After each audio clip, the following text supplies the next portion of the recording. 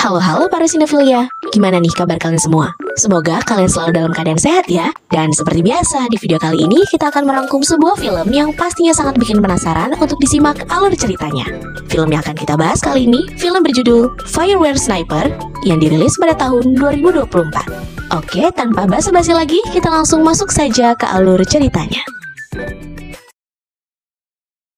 Film ini menceritakan tentang seorang intel yang rela melakukan penyamaran di dalam kelompok gangster paling berkuasa di Asia Tenggara.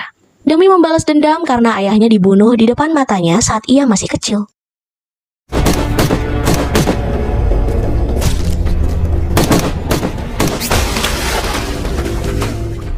Film dibuka dengan seorang komandan badan anti barang haram yang sedang memberikan misi rahasia kepada seorang intel bernama Song En. Yang intinya dia diminta untuk menyusup ke sebuah organisasi kartel barang haram yang sedang berkembang sangat pesat dan tugas utamanya adalah menjebak para petinggi di organisasi tersebut. Namun tugas ini sangatlah rahasia, bahkan agen lain pun tidak ada yang tahu. Oleh karenanya, Song En benar-benar harus berhati-hati dalam bertindak.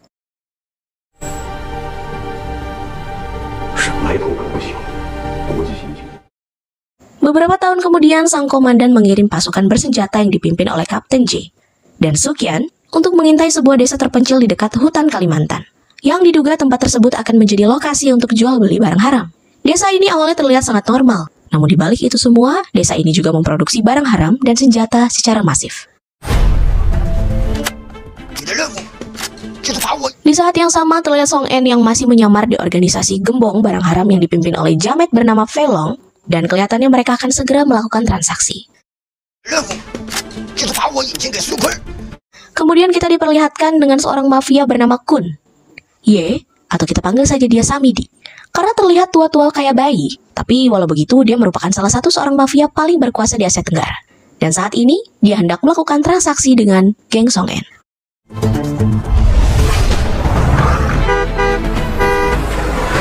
Pada saat mereka sudah memasuki desa dan menuju lokasi transaksi itu, salah satu mobil anak buah Samidi menabrak seorang pemabuk yang sedang menyeberang.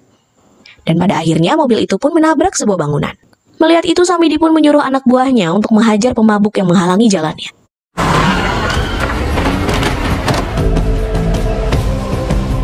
Tapi tidak berselang lama, ada suara aneh dari bangunan yang roboh tadi. Dan ketika hendak mengeceknya,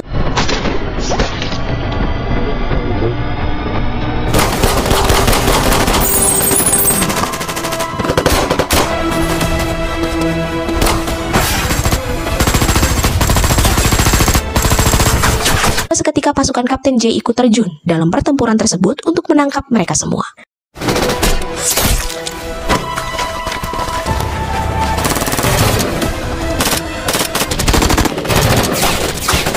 Di tengah pertempuran, Song En berlari ke mobil Samidi yang tidak terjaga, lalu mencuri sebuah tas yang berisi barang haram. Melihat hal itu, Fei Long pun menyuruhnya untuk memberikan tas itu kepadanya. Namun, Song En malah melarikan diri dan karena dianggap sudah berkhianat, Song En pun akhirnya dibombardir oleh gengnya sendiri.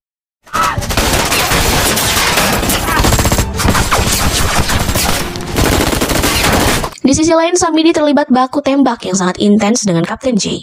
Namun fokus sang kapten teralihkan oleh tembakan mesin gun yang mengarah kepadanya. Melihat itu, Samidi mencoba untuk melarikan diri tapi terkepung lagi oleh pasukan Kapten J. Namun pada saat Samidi akan dibekuk, tiba-tiba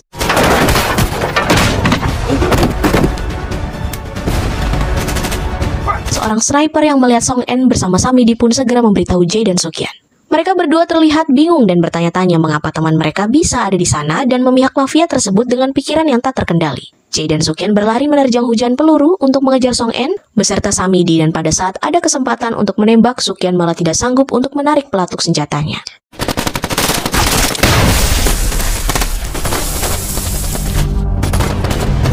J pun bergegas menjemput Sukyan yang sedang diam dan terpaku, lalu kembali mengejar Samidi. Dalam kejar-kejaran itu mereka dihujani oleh peluru-peluru laras panjang dan juga RPG. Melihat barang haram incarannya dibawa oleh Song En, Fei Long pun menyuruh anak buahnya untuk merebut kembali barang haram tersebut karena anak buahnya sudah dihabisi. Fei Long pun geram dan langsung mengejar mereka dengan jeep bersenjata.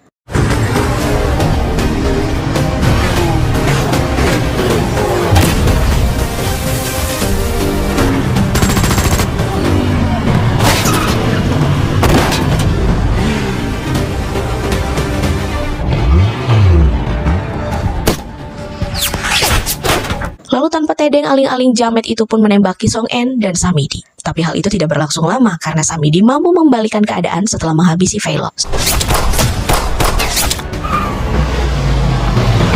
Song En dan Samidi masih dikejar-kejar oleh Jae. Dan Sukyan melihat itu, Samidi langsung melompat ke bagian belakang jeepnya dan mengambil sebuah RPG. Namun pada saat ia akan menembakkan RPG itu, Sukyan yang telah melompat dari mobilnya ke jeep tersebut segera menghentikannya dan pertarungan pun terjadi.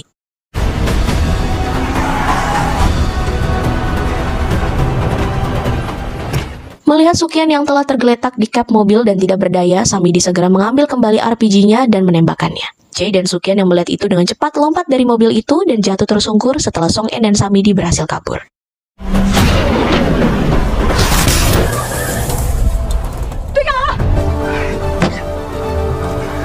Scene pun berganti dengan memperlihatkan seorang wanita bernama Da. Walaupun cantik dan terlihat kuat, namun ia memiliki minus, yaitu ia adalah anak dari Samidi Monggo yang ingin jadi mantunya Samidi. Di sini terlihat ia sedang berlatih bertarung dengan anak buahnya. Dengan bersenjatakan sebuah kayu dan sebuah cambuk, ia dapat mengalahkan para anak buahnya dengan cepat dan telak.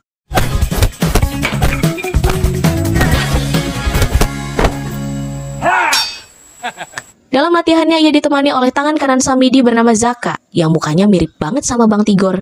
Di tengah-tengah latihannya, anak buah dari Da melapor kepadanya bahwa sang ayah telah pulang dengan kondisi yang tidak bagus. Mendengar hal itu, ia pun segera berlari untuk menemui ayahnya.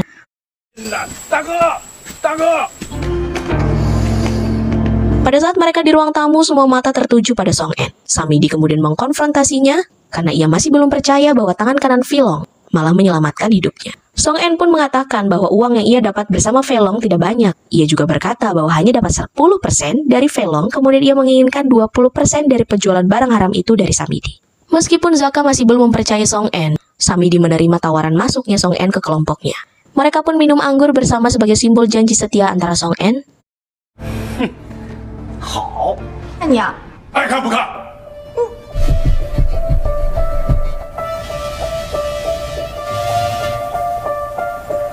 dan keesokan harinya pasukan Kapten J melakukan sebuah rapat sebagai follow-up kasus penggerebekan transaksi barang haram kemarin.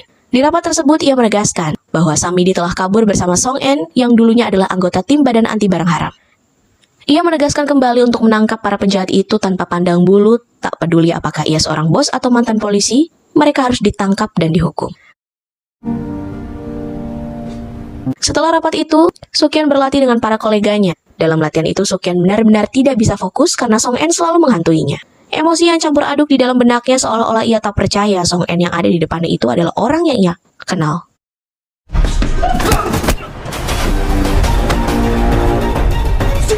Melihat Sukyan yang sedang galau sampai hujan-hujanan, Kapten J merasa khawatir jika Sukyan masuk angin. Ia pun segera menghampiri Sukyan dan menyuruhnya untuk melupakan Song En. Ia pun berusaha menyadar Sukyan bahwa Song En adalah seorang pengedar barang haram. Namun Sukyan malah pergi meninggalkannya tanpa memperdulikan perkataan Kapten J. Setelah itu Sukyan beristirahat di kamar tidurnya. Di depan laptop ia melihat fotonya bersama Song En dan J saat masih bersama di kepolisian. Hal tersebut membuatnya teringat saat-saat pertama kali ia ngobrol dengan Song En. Di dalam kenangan itu, Sukyan juga memberikan sebuah jam tangan GPS sebagai tanda terima kasih karena telah menyelamatkan.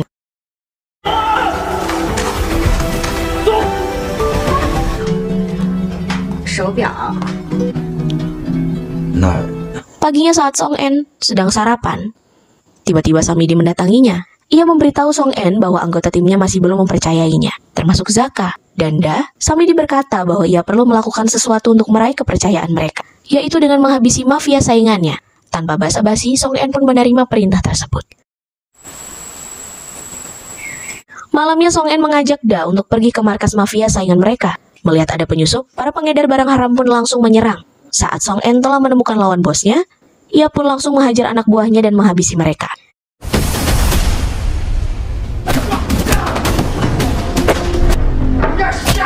Di sisi lain, Zaka sedang berpesta bersama para anak buahnya di suatu klub malam.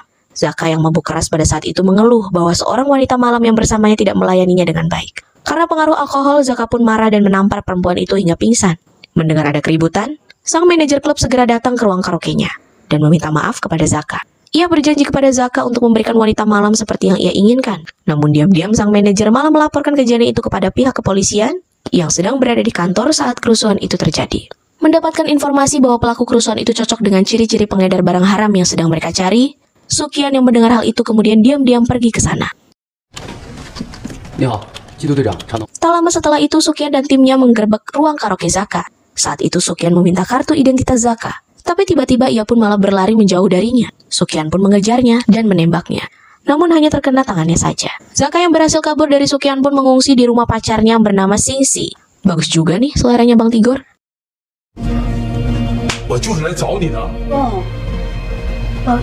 Setelah kejadian itu, J memarahi seluruh anggota timnya karena telah bertindak secara gegabah. Dengan mata yang berapi-api, J berkata bahwa penggerebekan yang telah mereka lakukan adalah tindakan yang ilegal. Mereka juga bisa mendapatkan hukuman karena hal tersebut.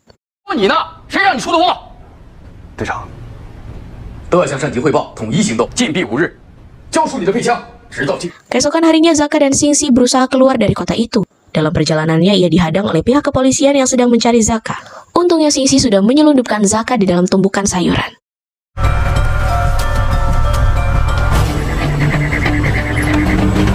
Saat Zaka dan Singsi telah sampai di rumah Samidi, mereka dimarahi oleh Da.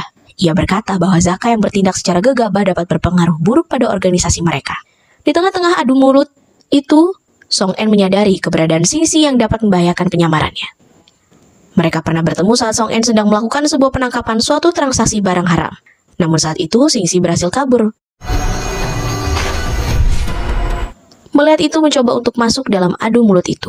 Secara sengaja agar Sing menyadari keberadaannya, dan benar saja, Singsi langsung ingat bahwa ada seorang polisi, dan inilah yang terjadi.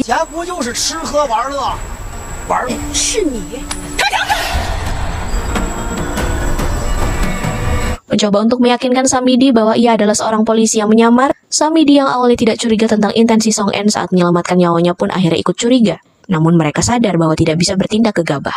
Mereka menyusun rencana untuk membuktikan apakah Song En adalah penyusup dengan cara menyuruhnya untuk membunuh Sukian. Mereka memancing Sukian untuk datang ke mereka dengan cara mengirim seorang perempuan remaja untuk menemuinya. Anak remaja itu kemudian memberikan foto Sukian dan Song En bersama saat masih ada di kepolisian. Kemudian anak itu pun memberitahukan Sukian bahwa Song En menyuruhnya untuk COD dengannya di alas roban. Tak pikir lama, ia pun pergi ke alas roban. Sampai sana, Song En telah menunggunya bersama dengan Zaka dan Da. Dengan mata yang berkaca-kaca, ia bertanya kepada Song En tentang alasan mengapa ia masuk ke dalam gembong barang haram itu.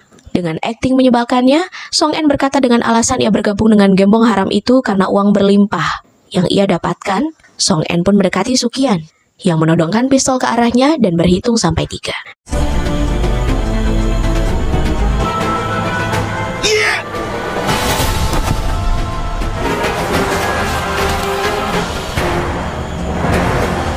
Saat Sukian telah tak sadarkan diri, Zaka memotretnya sebagai barang bukti. Zaka pun kemudian memperlihatkan foto itu kepada Samidi. Zaka berkata bahwa aksi yang telah dilakukan oleh Song En sudah layak seperti saudara mereka sendiri. Samidi pun meminta Zaka untuk menyimpan hal ini agar orang lain tidak mengetahuinya.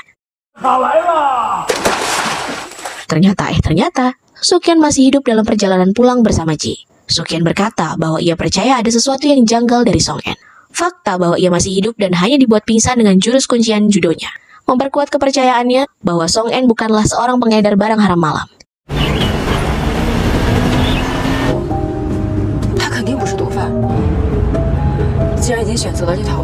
Esokan harinya, Song En, Samidi, dan seluruh anggota gembong haramnya melakukan pesta besar-besaran. Selama pesta itu berlangsung, Da selalu menggoda Song En sampai ia mencium pipinya. Pada saat Song En mengantar Da yang masih mabuk berat di kamarnya, Da masih menggodanya. Sekilas ia melihat wajah Da berubah menjadi wajah Sukian. Ia pun segera teringat pesan atasannya untuk tidak menjadi impulsif. Saat ia merenung, tiba-tiba sebuah kenangan pahit terlintas di kepalanya.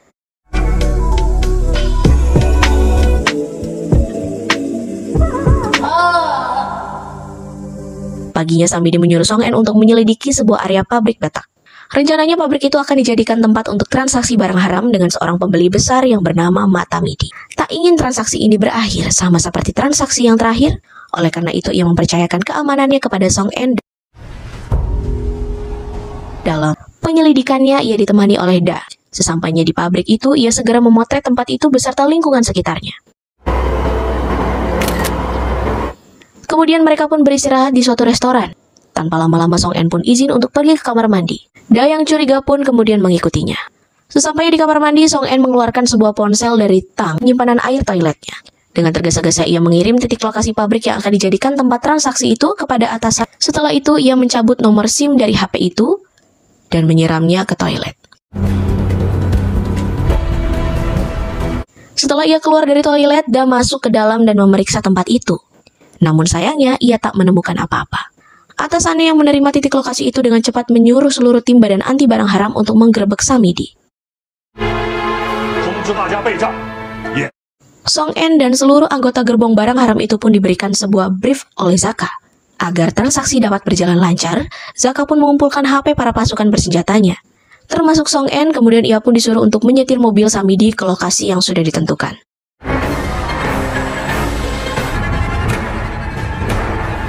Namun di tengah-tengah perjalanan ia diminta untuk berputar ke arah menjauh dari pabrik bata dan menuju ke sebuah hutan. Sukien yang sedang berada di kamarnya mendengar dan melihat Jae dan timnya yang akan melakukan operasi penggerebekan. Ia pun segera berlari menuju pintu, tapi pintunya telah dikunci. Ia sadar bahwa ia sedang dikurung di kamarnya.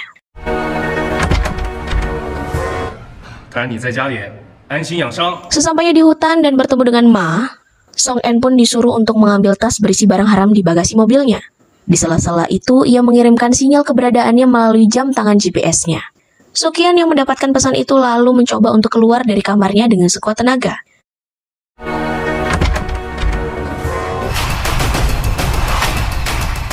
Jae dan timnya pun tiba di pabrik bata itu. Namun ternyata tidak ada siapa-siapa di sana. Jae pun memberitahu atasannya tentang situasi ini. Sukian yang telah berhasil keluar dari kamarnya pun langsung memberitahu atasannya mengenai tempat keberadaan Song En. Seluruh tim kepolisian pun diperintahkan untuk pergi ke hutan Gunung Barat. Di tengah-tengah transaksi barang haram itu, Samidi tiba-tiba membuka penyamaran Song En. Ia dipukul lalu diperlihatkan fotonya bersama ayahnya saat Song En akan dihabisi oleh para anggota gembong barang haram itu.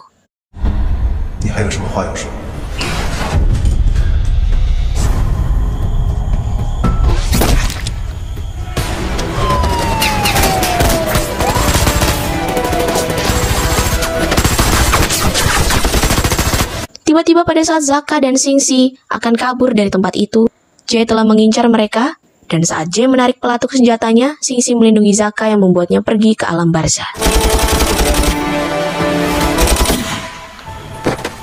Kemarahan Zaka yang memuncak pun tak sanggup dibendung lagi, dan pertempuran pun tak terelakkan. Di waktu yang sama, Sukian berhasil mengejar Da, dan mereka pun saling tembak. Saat peluru mereka habis, pertarungan tangan kosong antara dua wanita tangguh pun terjadi.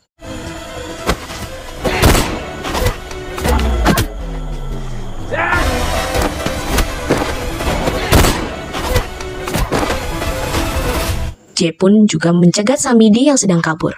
Pembalasan dendamnya pun tak dapat dihindari lagi meskipun sempat kewalahan. Tapi demi pembalasan dendamnya, Song En pun mampu bangkit lagi dan langsung menghabisi Samidi saat itu juga.